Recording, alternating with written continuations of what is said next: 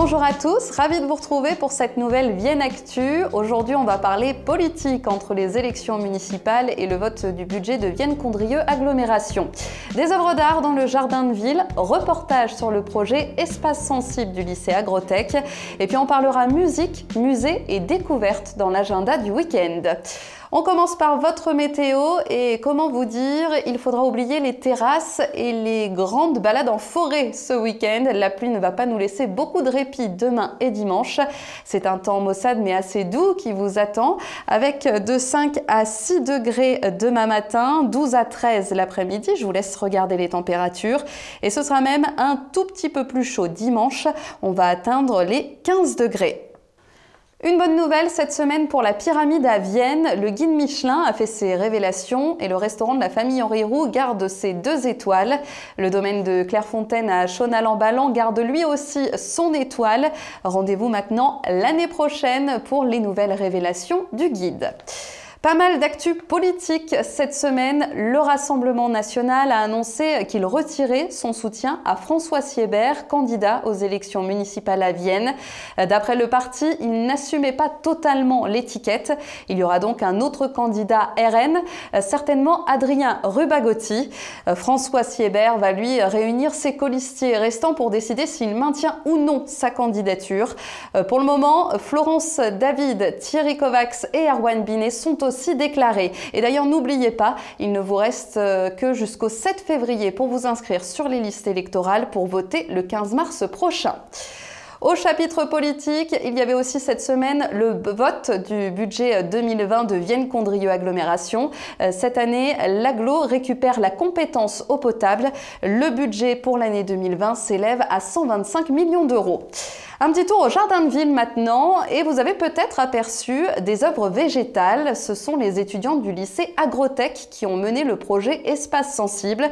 Le but est de les sensibiliser à la nature mais aussi à la place de l'art dans la société. Écoutez Lily Rose et Léa, toutes les deux élèves en terminale gestion des milieux naturels et de la faune au lycée Agrotech.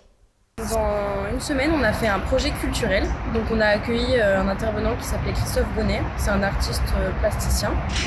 Il nous a demandé de créer une œuvre à partir d'une branche et de laisser parler la nature. Donc on devait prendre des éléments naturels. Donc là, c'était essentiellement les branches et les assembler entre elles pour pouvoir par la suite faire une forme. Donc là, on était tout seul. Et puis à la fin de la semaine, on devait créer en groupe une sculpture. Ça, c'était pas mal pour apprendre à travailler en groupe. Dans notre formation, on travaille beaucoup avec les machines, tout ce qui est tronçonneuse, débroussailleuse, on taille des branches, etc. Donc on est beaucoup dans le manuel. Ça nous a permis de voir d'autres possibilités qu'on pouvait faire avec nos mains. Il y en a dans la classe qui aiment bien dessiner, il y en a qui ont beaucoup d'idées mais qui n'ont pas forcément pensé à faire ça. Donc ça a permis à nous tous de concrétiser nos idées. Et allez jeter un œil, les œuvres vont encore rester quelques semaines, voire quelques mois, suivant la nature au jardin de ville. On passe à votre agenda du week-end et c'est repos pour le CS Vienne qui retrouvera Mâcon la semaine prochaine. Ce soir, vous avez aussi une dernière représentation d'Horace au Théâtre de Vienne, une adaptation du metteur en scène Michel Beltante dans le cadre du cycle Corneille développé tout au long de la saison. Rendez-vous à 20h30 ce soir. Un peu de musique avec un groupe de polyphonie corse et italienne demain à la chapelle d'Ilins à Lusiné. Il s'agit de Malinka, composé de 3 sœurs et une cousine. Le concert est donc à 20h30 demain. En bref, il y a aussi le loto du sous des écoles de Saint-Cyr-sur-le-Rhône demain. De nombreux lots à gagner, c'est à 18h à la salle des fêtes. Également une journée portes ouvertes demain à l'IFSI sur le site de l'hôpital de Vienne. C'est l'Institut de formation des soins infirmiers. Donc si c'est une branche qui peut vous intéresser, rendez-vous demain de 9h à 15h. Dimanche, c'est aussi le premier du mois et comme à chaque fois, les musées de Vienne sont gratuits. Au musée de l'industrie textile, des visites guidées seront proposées à 11h et 15h.